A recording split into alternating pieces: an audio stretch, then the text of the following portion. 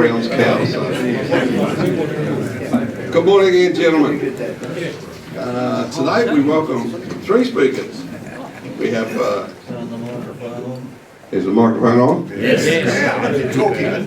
Can you hear me, Graham? Good. Who can't hear me?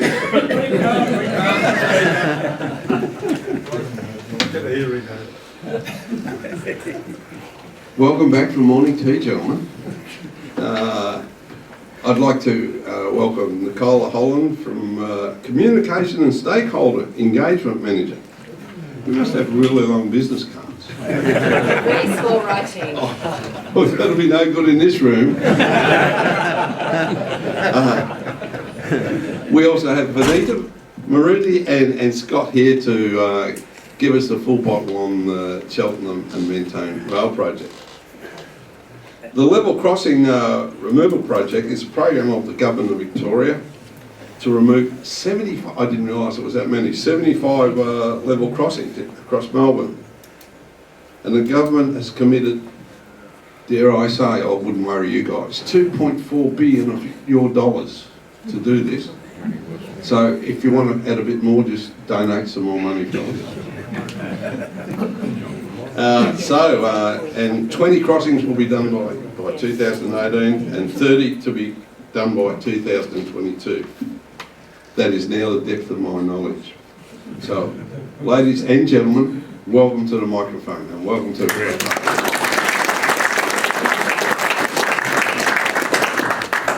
Should be on. Yes, it is. Hi, everyone. Can you hear me? Yes. Great. So I'm Vanita, and I'm going to kick off our presentation. We are from the Southern Program Alliance office in Mentone, and we thought we'd give you a bit of an overview of all the projects on the Frankston line while we're here, as well as a bit more detail on Mentone and Cheltenham. So just to give you a wider look across Melbourne, as Keith said, we are doing 75 level crossings across the whole of Victoria, and we don't just do level crossings despite our name. So we are also doing the Hurstbridge line duplication and also the upgrade of the Cranbourne line. We also build stations, and across Victoria we are building 27 new stations.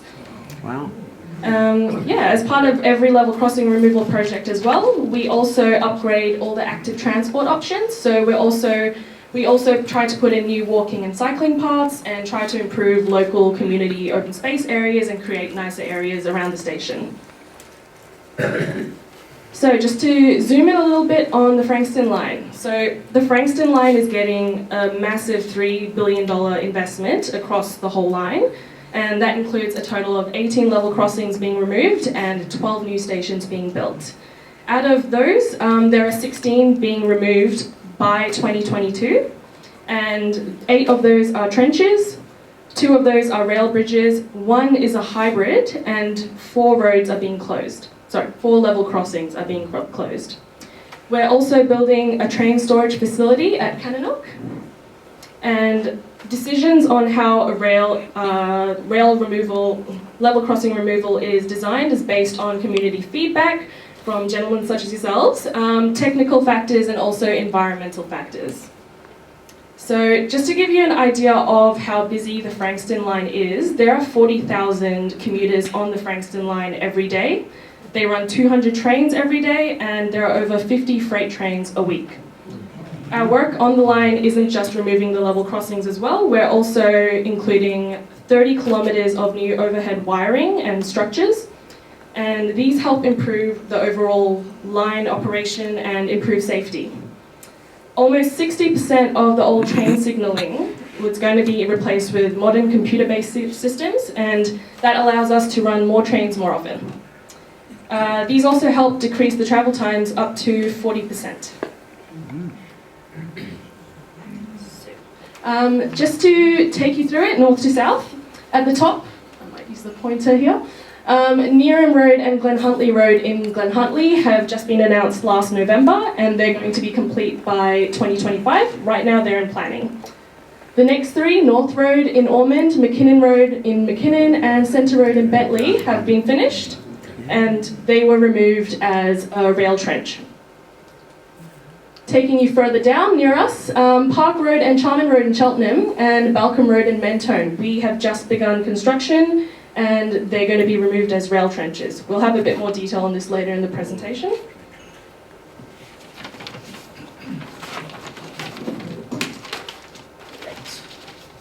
Well, the next three crossings here, a set of 5. We've got Edithvale Road in Edithvale and Station Street in Bondi Road in Bond Beach.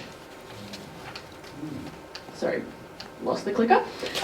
We've also got 3 crossings in Chelsea that have just been fast-tracked, so all of these 5 crossings are going to be removed together by 2022 and they will all be rail trenches. Further down, we've got 3 crossings at Carrum. Station Street in Carrum is going to be removed as a rail bridge, and that is in construction right now.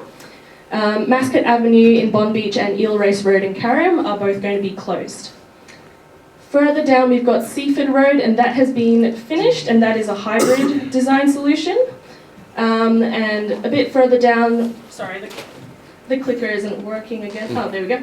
The Cannonook train storage facility is also being constructed down there, and that lets us store the trains and allows us to run more trains on the Frankston line.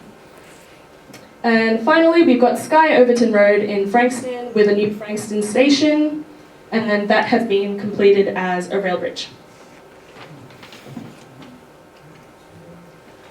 Great, so to look at Cheltenham Station, the Mentone and Cheltenham project areas are pretty complex. They're in quite a narrow area, so that makes it quite difficult for our engineers.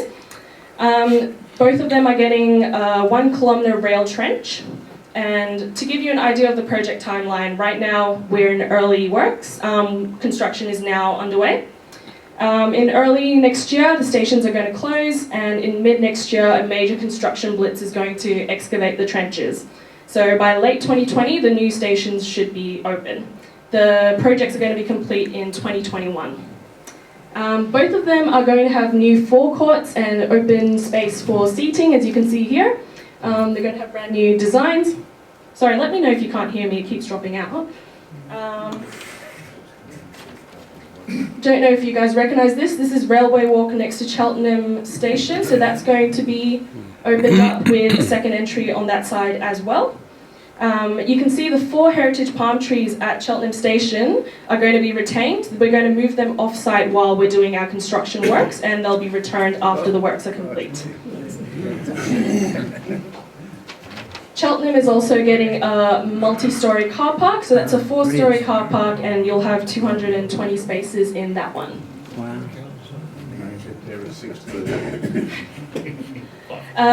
This is Mentone Station, so you can see they've also got the open forecourt and seating areas around the new Mentone Station design. Just to give you an idea of the station platforms, there's going to be a lot of daylight and they are near ground level, these ones. So the heritage gardens at Mentone Station are also going to be kept for after construction. They're going to be re-landscaped. And the heritage trees, there are 5 heritage trees, there are 3 Norfolk pines and 2 palm trees. They're going to be protected on site during construction, and they'll be the centre of our new gardens after the project is complete. Mentone is also getting a heritage bridge, so the old station buildings that have heritage value, we're going to be preserving them and repurposing them. So that area where they are right now is going to become an open space area, like you can see here. It's going to be joined to the Mentone Gardens, and we've been working very closely with the Friends of Mentone Station and Gardens to come up with this solution as well. Scott will have a bit more on this later on. So just to let you know that talk about schools in the Mentone and Cheltenham area, it's quite unique in that there are over 14,000 students in the broader project area across Mentone and Cheltenham. Just within 1 kilometre of the project sites, we have 6,500 students. So because of this, we formed our first dedicated schools engagement team, and we've also formed the first ever Level Crossing school liaison group as well. So this will keep the schools informed, the parents informed, and allow us to work closely with them for to understand their needs. We do ongoing engagement with the school children as well. So we do STEM presentations, and recently our project engineers went to Mentone Girls Grammar, for instance, to talk about their careers during Science Week. We also ran some Science Week activities at our info hub and had kids building periscopes, rockets and digging trenches. This picture is from our Cheltenham art project. So we worked with Cheltenham Primary School and got every single kid in the school joined in to paint the journey of the Frankston line, the entire Frankston line. So this is just one snippet of it. It's going to go on our site fencing that's just opposite the school on Charman Road, the wooden site fencing, and so we'll have some artwork from the school as part of the community during construction. I'll pass it to Scott now, and he'll talk you through the deck extension and some construction work. Well done. Thanks, Amanda.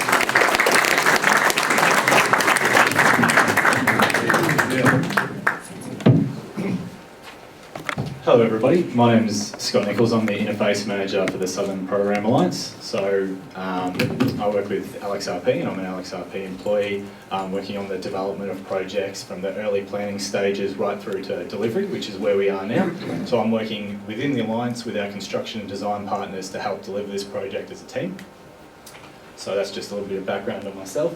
And just generally, I want to make the comment that when we're doing infrastructure projects these days, it's not just looking at the typical infrastructure that you're putting in. It's more of a place-making project and looking at the broader considerations for the area. So whereas previously we might have just put in a rail overpass or a rail underpass and moved on, now we're looking at the broader area. So if we're looking at the site here in Mentone, we're looking at the station up at the top, and then we're looking at retaining the existing platforms as well as the existing station buildings for community use and potential commercial endeavour. And then further down, we've worked with council to secure further funding and extend the deck in the area by an additional 40 metres. So you can see here, this area in blue here, we're able to extend the coverage for the deck and open up the centre of Mentone and really make the centre of Mentone a place that people want to be, move around and enjoy. Moving on to Cheltenham.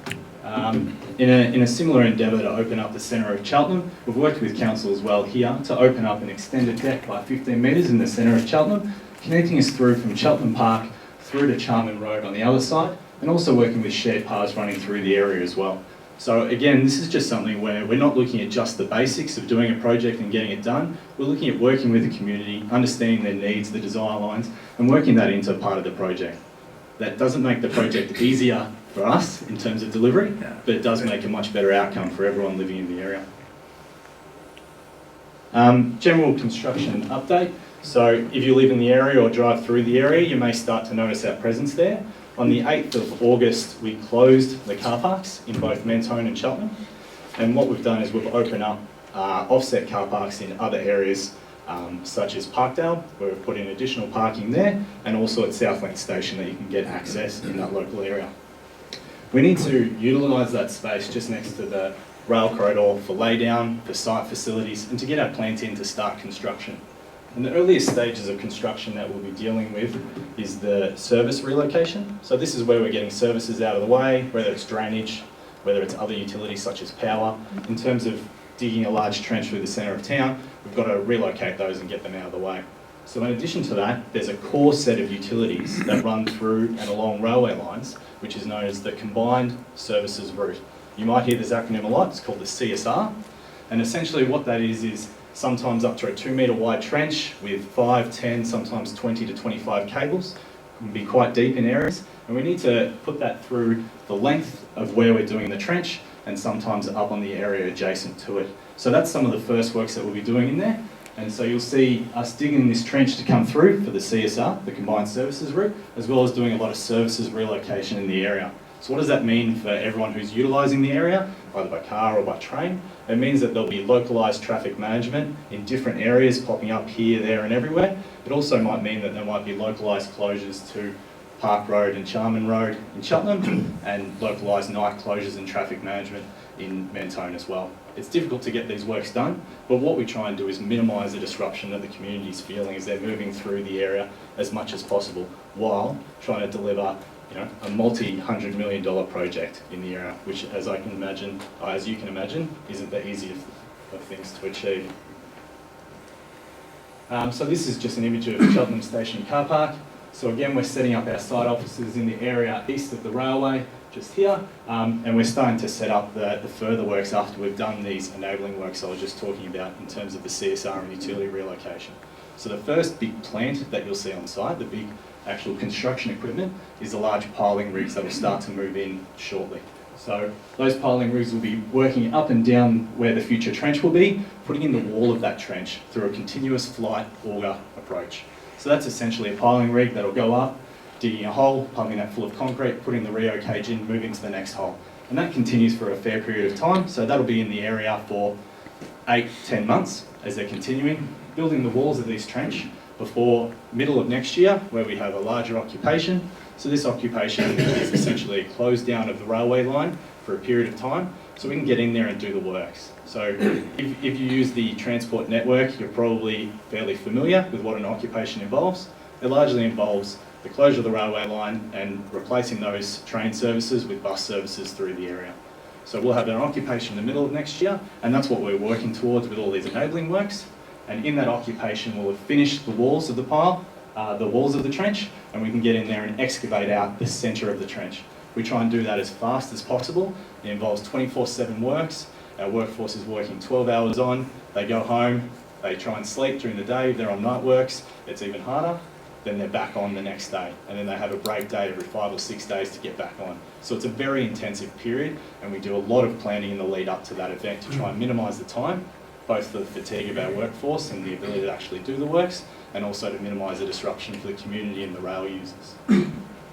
So that's the large works that we're leading up to now. So just a bit of a summary of that.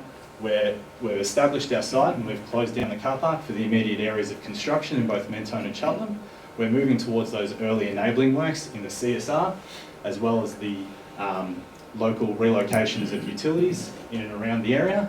And we're moving towards piling to start fairly shortly, so we can enable ourselves to do that big chunk of work in the middle of next year, which will involve the closure of the railway line, or as we term it, the occupation.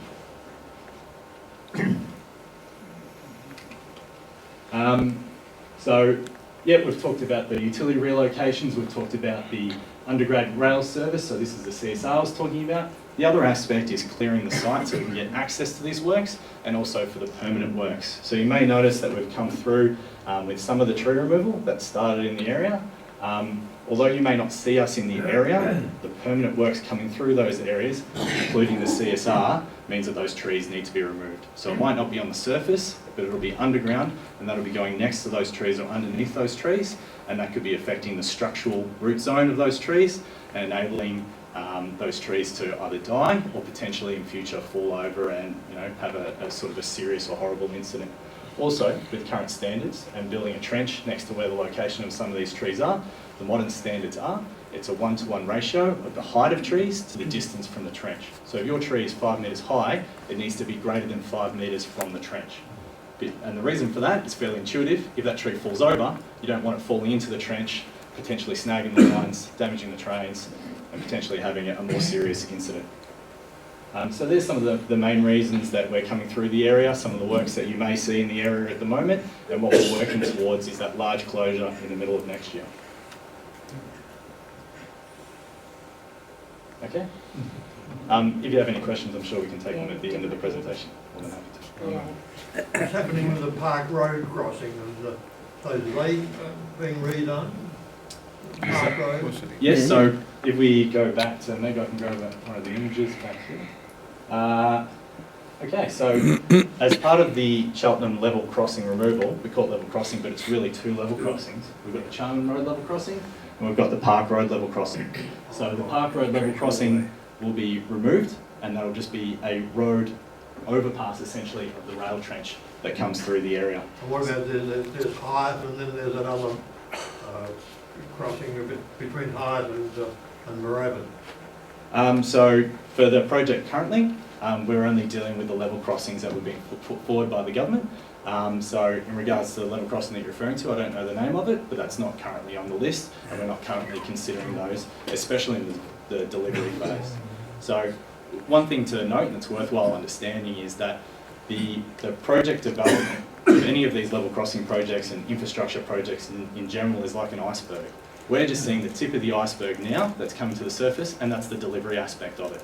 Before we actually move out on site and start any of these early enabling works, there's years, 2, 3, sometimes 4 years worth of development on all these projects. So if we're talking about development, we're talking about planning, we're talking about environmental considerations, we go into the ground and check the geotechnical conditions, we come up with the original alignments, we workshop those alignments with other stakeholders to understand that we're meeting their needs. We start to move into some early community consultation on options, and through that whole process, we haven't started any of the works on site, and that's 2 to 3 years before we actually get to the spot where we are now, where we're out there and building. So in terms of making large changes to these projects, we're pretty late in the phase of it. And in starting new projects, if we started, say, on the project that you're talking about now, that wouldn't necessarily go into delivery or construction for a number of years. So you'd be well informed ahead of time as our communications team is out, talking to the community, sending information around and keeping everyone informed. Hello gentlemen, my name's Nicola. I'm the Communications and Stakeholder Engagement Manager. Scott, can you leave the preso? Please help me with Otherwise I'd have to wing it and then that wouldn't be good. So I'll just go back over some things. So Scott mentioned our delivery partner. So all three of us belong to the Level Crossing Removal Project. So we are government employees. So we work on an alliance model. So we have our alliance is Lend-Lease, so I'm sure you've all heard of, Common Rail, WSP, which is a design company, Metro Trains, obviously, because they run the trains, and ourselves. So they won their contract to deliver some works in Seaford and Carrum, which we'll touch on in a minute, and then they won the work here in Cheltenham and Mentone, and they're currently putting a bid in for the work down at Edenvale, Chelsea and Bonbeach. So that's how it works. So basically it's money was mentioned earlier. It's a way of ensuring value for money for the government and for the taxpayer, which would be yourselves, that the bid is assessed, and if the government considers that it's not good value for money, they can reject it, and then someone else gets an opportunity, another alliance partner. And it also ensures continuity of experience rather than a team of people coming in, building a crossing, it's done, they go on to the next thing. We have the continuity of experience now from early 2018 when the Alliance started to work down in Seaford. So lessons learned, there's a whole lot of things, I won't go into details that, you know yourselves from your careers, you learn a lesson and then you can take that on to the next thing rather than just finishing, packing up, setting up a new team for the next one. So it's a really clever and sensible way to proceed. So we'll just move on to what we've done in the past. So Skye Overton, so I don't know if any of you knew this one. This was a bit of a nightmare crossing by the car yards in Frankston. It was horrible. People used to avoid it. You could be stuck there for 20 minutes. So this one was finished in June last year. So it was a rail bridge because it's actually in a flood zone down there. So that was done quite early, a twin rail bridge. It was quite interesting. You may possibly have seen on the news. So the bridge is made up of what we call a U-trough. So it looks like this. So bits of concrete like that. So they can come in separately as what we call L-beams, which is half the U, and they're stitched or joined together on site. But for this project, they came in as U-troughs, which was the whole piece together from a factory in Kilmore, which is 70 or so kilometres away from Skye Overton. And because they were oversized and overweight, it was a huge communications and logistical project to get them actually to Frankston, travelling overnight. So you may remember that you saw some of that on the news perhaps, because we had to close the roads and all sorts. It was a huge project. So that bridge is finished, that's done. That was the fourth one on the Frankston line. As part of that, there was a new Frankston station. This was delivered much about the same time. This was done, finished in October, November last year. So there was a design competition that was run by the Department of Transport, and then that design company worked with the Level Crossing Removal Project, and that was delivered. And there was a separate project to do the bus interchange in Frankston as well. That was delivered by Vic Roads, not Level Crossing Removal Project. And then Seaford, that Scott mentioned earlier. So this was completed in September last year. So this is what we call a hybrid. We have a rail bridge, but we also lowered the road. So we dug a chunk out of the road. So the rail bridge was lower. It's a residential area, so it's less imposing there. And again, it was a bit of it was totally a nightmare intersection and people used to avoid it. And now it is so much easier to get through there. We're also doing very sensitive, the clicker, also doing a $10 million revitalisation in the area in and around the RF Miles Reserve. There'll be 6 kilometres of new walking and cycling paths from Eel Race Road in Carrum right the way down to Frankston, and this new playground. So there was a lot of community consultation and engagement around this, what type of plants people wanted to see. So we go for native, but we also go for Indigenous where we can, and I'm sure you all understand the difference between native and Indigenous. If anyone doesn't, just let us know. But more than 100,000 trees, plants and shrubs in there. So that planting is still ongoing and that will be completed fairly shortly, and we will have the council is going to reopen the football reserve in time for the 2020 season. And a little bit further back this way, in September last year, we opened the Carrum Bridge, and I'm sure some people in this room have driven across that. And apparently this had been on a wish list for decades, and it just never happened because it kind of fell between the gaps of projects. And when we came along, it wasn't on our radar either. So we were doing our engagement, as Scott said, this can take years. So this was in February 2016 when we were first talking to the community in this down in Carrum and Seaford and Bomb Beach, and they told us loud and clear that the one thing that would really make a difference to their lives would be if we could build a bridge over the river and connect both sides of Station Street.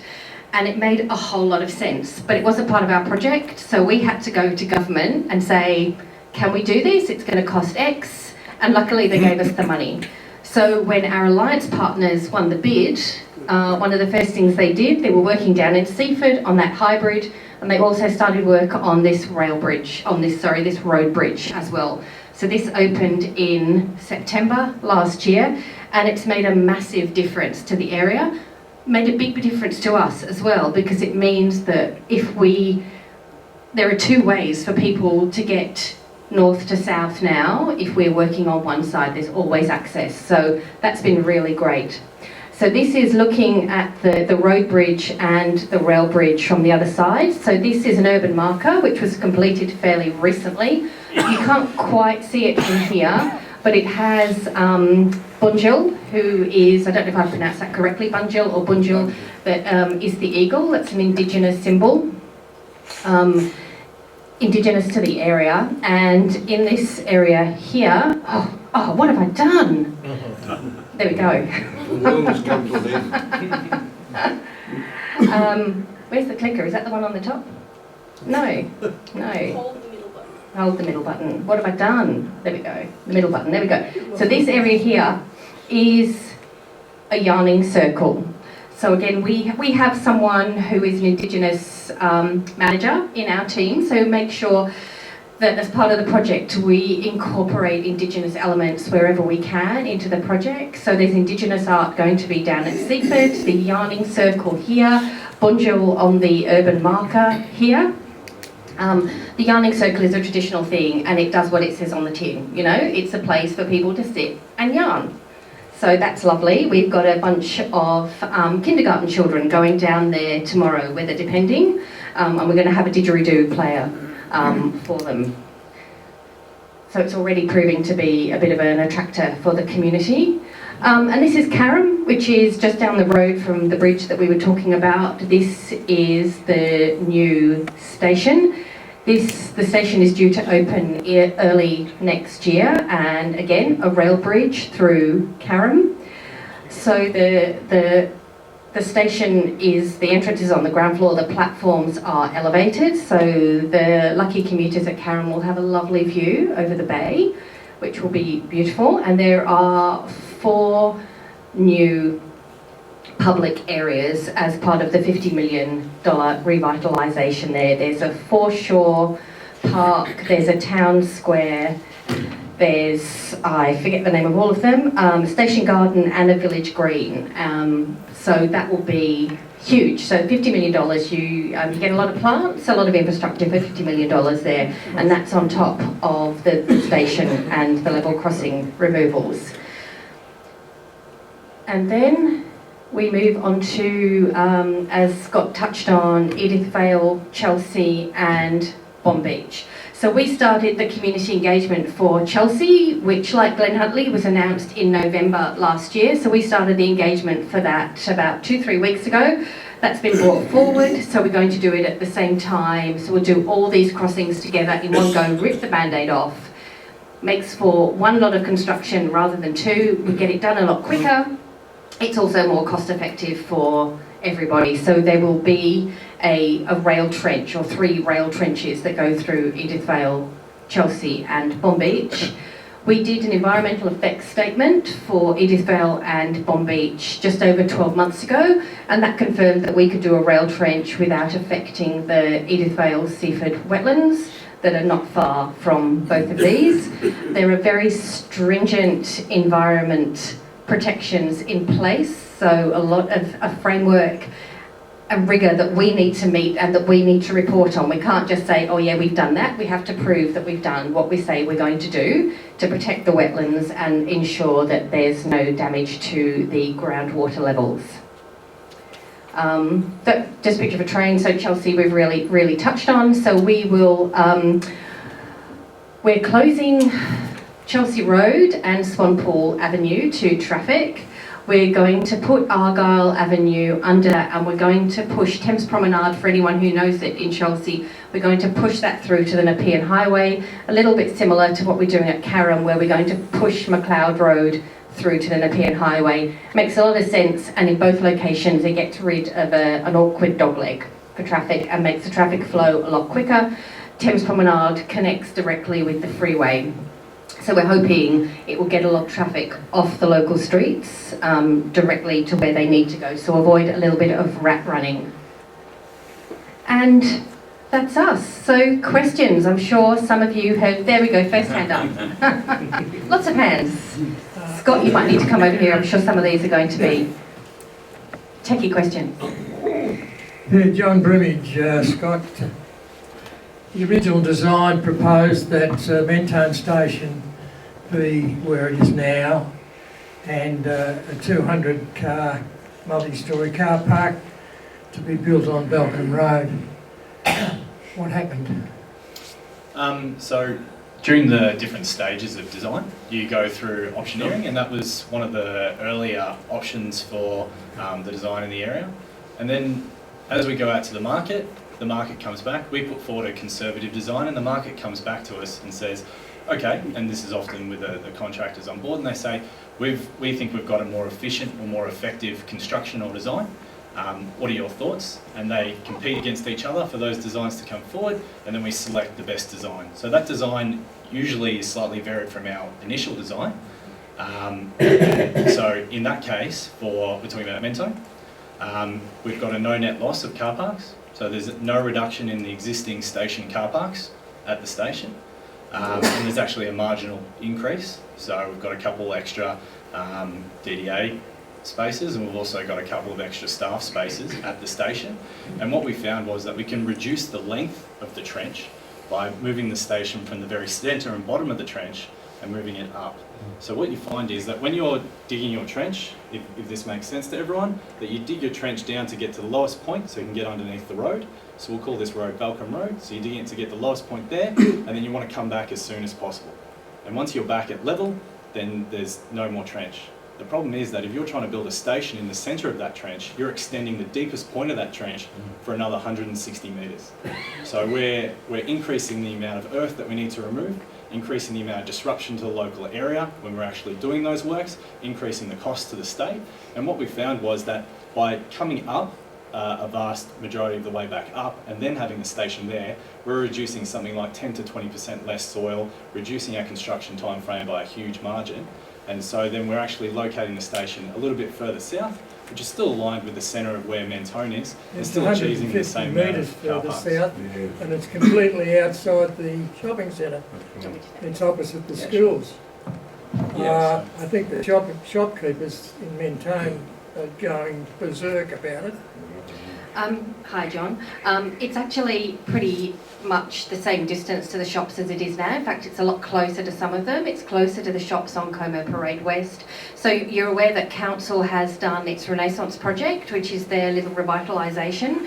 So the new station entrance will connect directly with the Renaissance project to make it easier for people to get into. So it's actually closer to the shops on Mentone Parade and closer to the shops on Como Parade West. Agree with you that it is a little bit further away from the shops that are up Balcombe Road. But another reason for moving the station was it enables us to retain the heritage integrity of the existing buildings when we take them away, refurbish them and then put them back.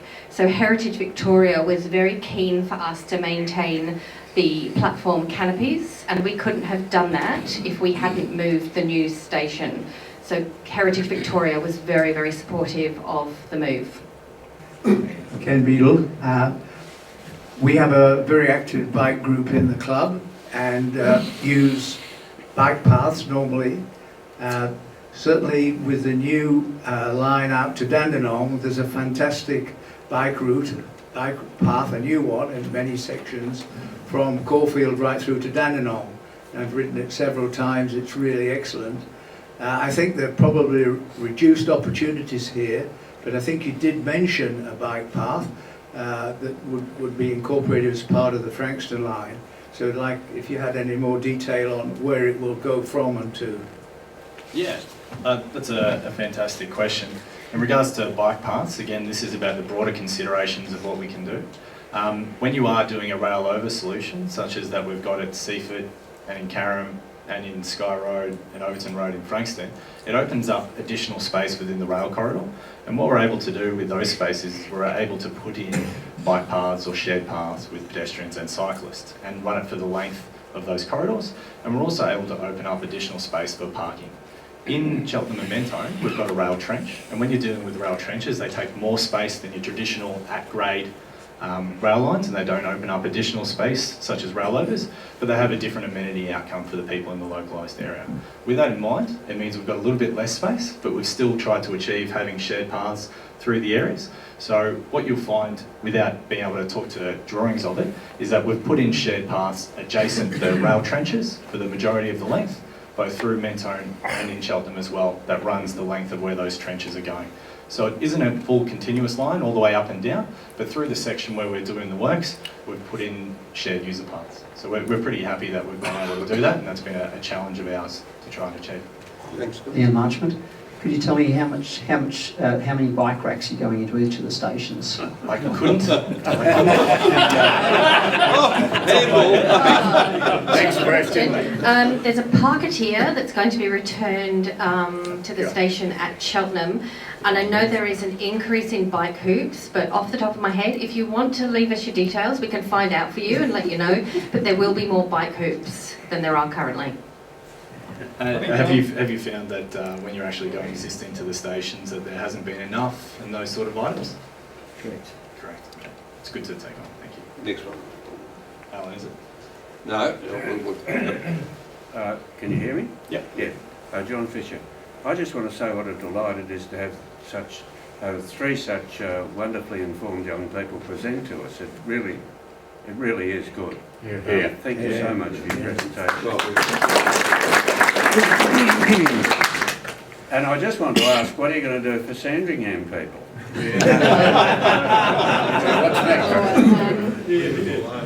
I'd love to tell you that we were getting rid of a level crossing on the Sandringham line, but no, there are none committed on there. I would imagine that a lot of you gentlemen would probably use the Sandringham line because it's close to you. Yeah, you've probably had a little bit of disruption on there for the work through South Yarra. Now that's nothing to do with us. so apologies for your disruption, but it's not us.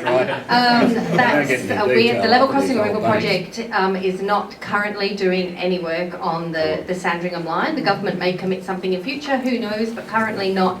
But the disruption that you would have had on the Sandringham line is for the Melbourne Metro Rail Tunnel. So neither of us work for them, so we don't know very much about them, but we could possibly take a question on notice. And my question. No. Sorry? No. Next, Tony.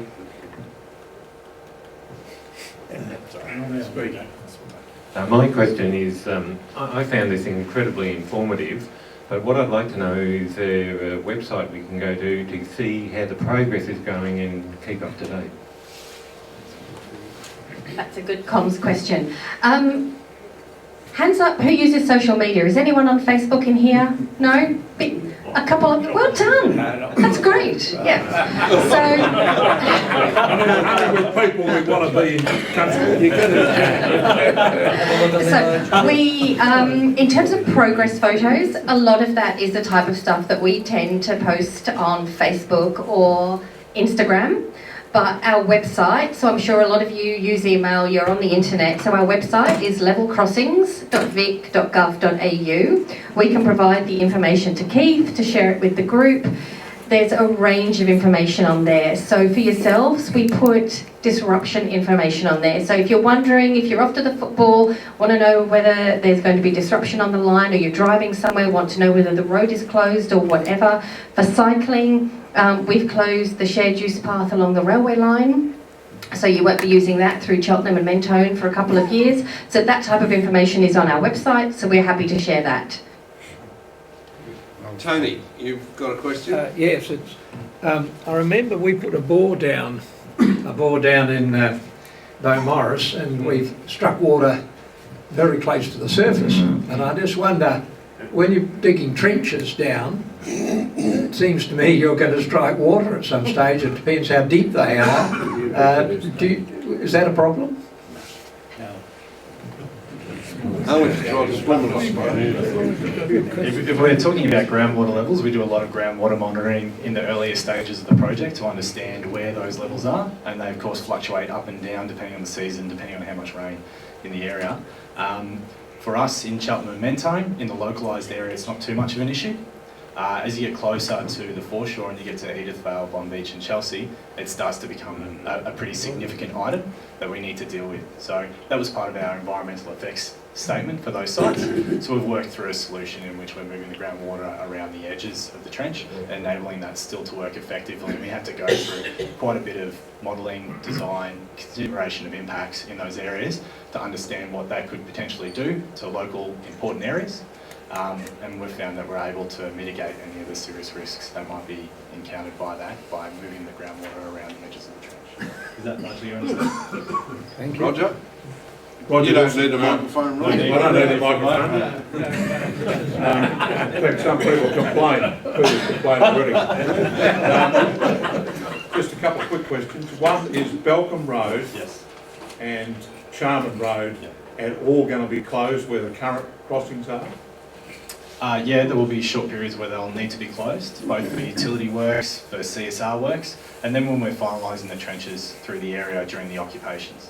So we're looking at the traffic management associated with that.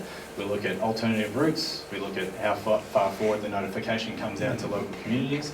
And it's not just the sort of users that you would typically consider on roads in terms of vehicles. There's a lot of buses using these roads through the area. So we need to consider the detour routes for those buses, both the typical PTV services as well as the additional services that come on for schools. And also, at the same time that we've got an occupation, it means that we're moving a lot of people by bus as well. So we have to have strong considerations for those closures. Now that's the general consideration. For yourselves, you probably want to know the when and the how long. So there'll be short periods at the end of this year that they'll need to be, short periods that they'll need to be closed, in which we'll be doing services and CSR through the area. Now you said in the middle of next year, the Frankston line's going to be closed. Correct. How long for? Yeah, sure. So the road closures are the short periods. We're just talking a few days. We're not talking anything long. Next year we will close the rail line. for around about 6 weeks. We haven't been explicit yet. So those of you who, a couple of people mentioned Bentley, Ormond and McKinnon, that was a 6-week rail closure. People were on a bus for 6 weeks. So it would be about the same amount of time. It's a lot of work to dig. A lot of work to dig out the rail trenches. And a lot of people go to the Sandringham line with that. Yeah. They probably will.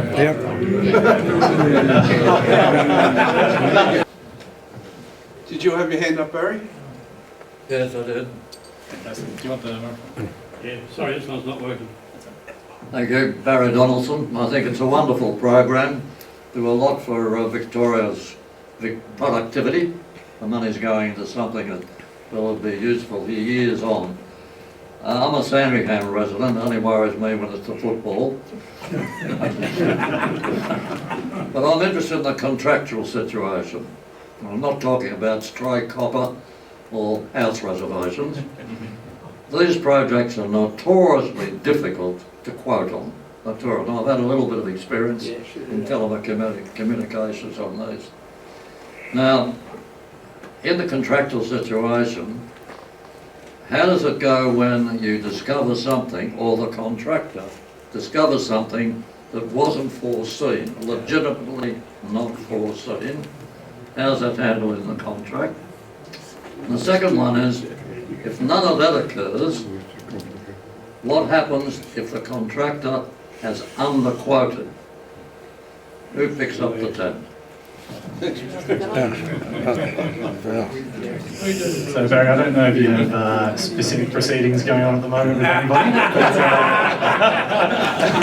but don't quote me here in regards to those.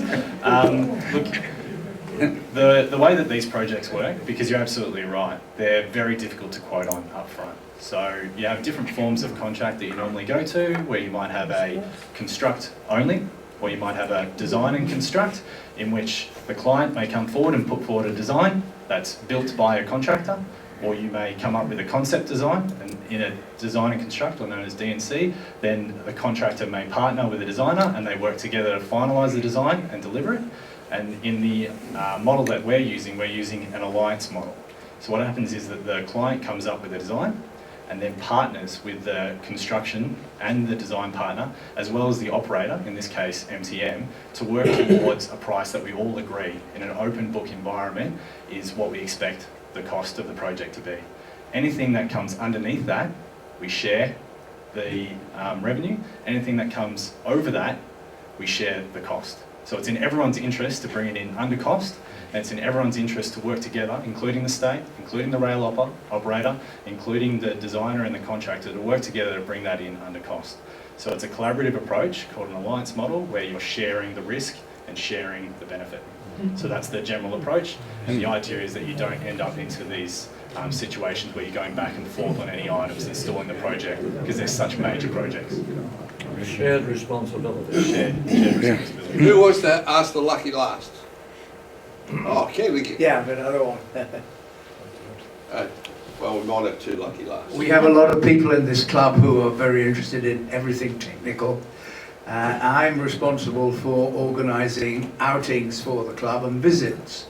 So we would very much like to bring a party of us to see the construction of one of these sites, either at Mentone or at Cheltenham, when it's in an interesting stage and you'd have something to show us. Will that be possible? Yeah, I think the short answer for that is yes. And Yes. I don't know whether people have been there for other projects, but I think the best stage to come along and really see a lot of change in a short period of time is during the occupation. So it's just a question of where we find an appropriate spot that people can actually see and view the works without at the same time being in a position where it's unsafe. So yeah, I think it's very, very likely that we'll be able to do that. And there's also another couple of things that might be of interest to you, Ken, and the other people who are interested in those sort of construction or technical aspects, where we take a lot of images throughout the project, and we essentially stitch all those together so you can see in a short time-lapse approach exactly what's happening. So we've had that just recently done for Carrum, where if you've been out there recently, it looks like a moonscape. And you blink and you're like, oh, where's the station gone? It's all flattened out. We've all done that during an occupation period. And so we've got a time lapse of that coming up, and we have a number of different time lapses. So I think it would be of interest to yourself and others with a similar login. Jeffrey? I just wondered whether you get inspiration for some of these acronyms and terms like construction from watching Utopia. I'll take that as a comment. Starts Wednesday night. That's right. Tomorrow night. Any fish off the dock? I just wanted to say thank you, gentlemen, for hosting us this morning and giving us the opportunity to share. We're all three of us are pretty passionate about what we do. We love construction. You see us, well, Scott looks the part today almost. He's almost got his work boots on. Venitra and I don't, but you see us in another day where we're in our high vis, we've got our construction boots on, we look completely different. Yeah, so we love construction. So thank you for having us here today and allowing us to share a little bit of our passion with you.